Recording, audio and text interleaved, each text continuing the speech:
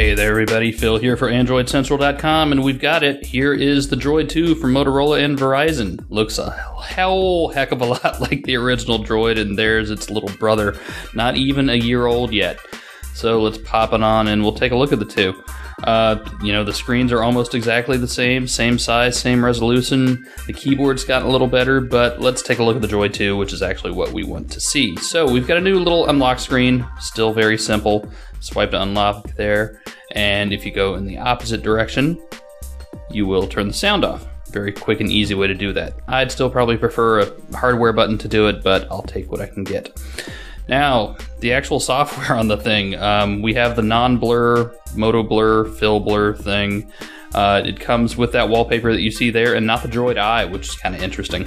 We have 7 home screens and you jump back and forth between them using those little buttons down at the bottom. This is exactly the same UI as you have in the Droid X. So if you've used the Droid X and you're looking at switching, you're knowing what you're getting into. Nothing different at all.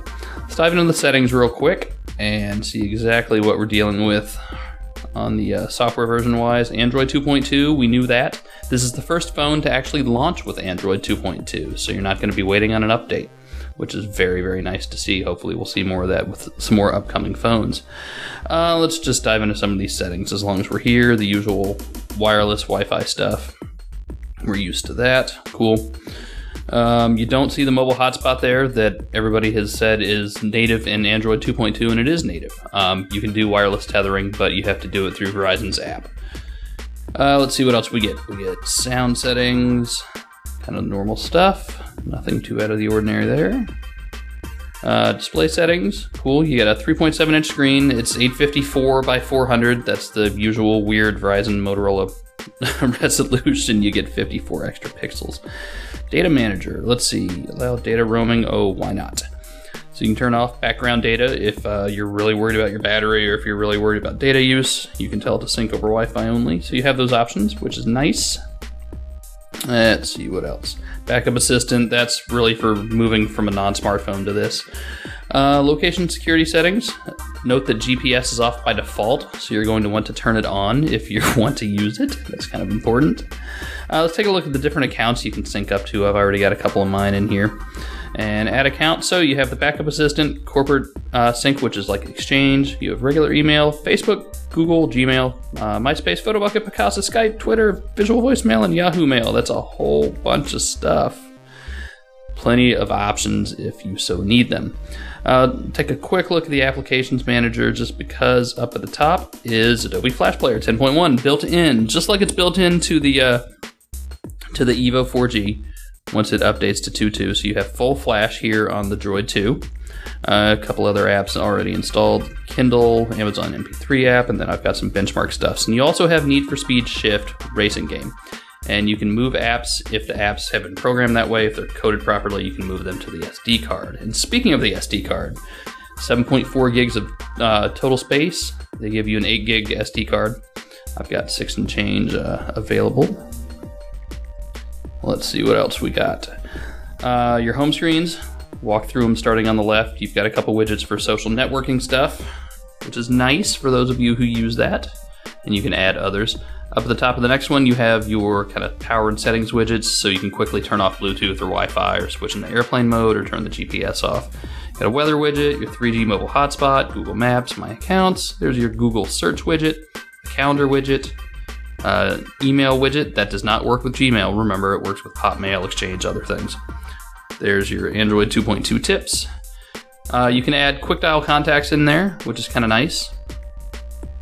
We have a music player widget, a photo gallery widget. There's the Blockbuster app down at the bottom, and video camera, and a couple more kind of news and RSS widgets that Motorola gives you, which is very nice. I like them. Here's the application launcher. It looks exactly like it does in the Droid X. You don't get the 3D stuff that you get on, say, the Nexus 1, but that's just the way it is. It's plenty fast, works fine for me, not a big deal. Take a quick look at the wallpapers you get since we mentioned them. And live wallpapers, the only other live wallpaper you get that's not stock on Android is the Droid 2i. So I tell you what, we'll, oh, why not? Yeah, let's switch to it. And there it is. So now it will be glaring at you all day long as you go about your daily business. Oh, man. The other new stuff, right? Obviously, the keyboard has been changed. The keys actually are better. They're a little more raised and a little larger, which really makes a huge difference for this phone, especially when comparing it to the original Droid. You can absolutely notice that the D-pad is gone and has been replaced by those 4 buttons. We like that. That is a good improvement, though I think some gamers are going to be a little upset with it. So you can see here how the keys are much larger, much easier to type on. I'm still not crazy about the feel of them, but they're more rounded and a lot easier to hit. I would prefer something a little more clicky. The chin has changed. The chin has gone from this weird angular thing to kind of a scooped design, and I like it. It feels good. It feels a little different. The phone itself is much softer. It's not metal like the original Droid. All the ports are in the exact same spot, so existing accessories likely will work, although, let's see, you got a new charging light, which is nice. Up at the top, you see your 3.5mm headphone jack, exactly the same place. That has not changed. The design changed slightly, you see there, a little cleaner. I like that.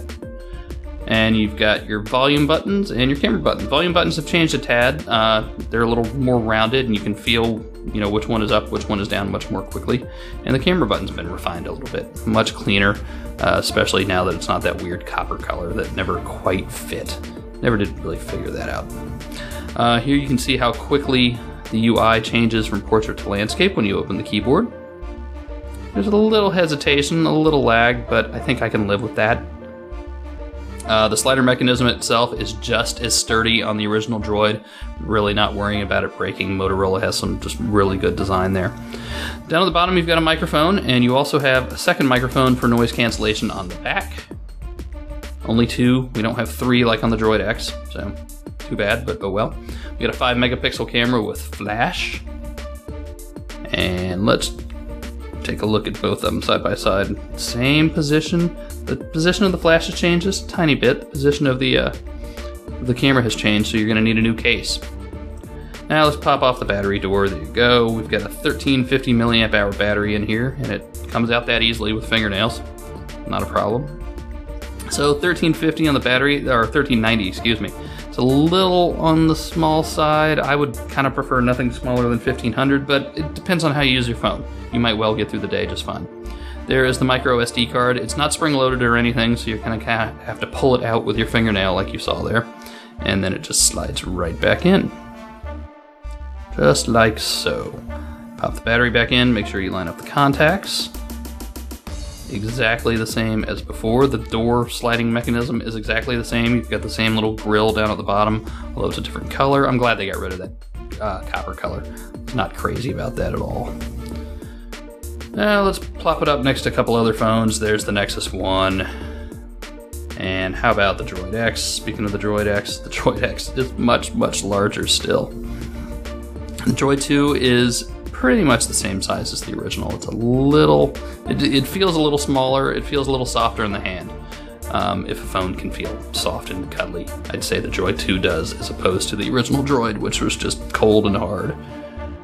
So we see the clean Motorola lines. Motorola really has done a good job putting this phone together. I'm very impressed with it so far. So there you go, everybody. There is the Motorola Droid 2, now available on Verizon for a couple $100. See you later.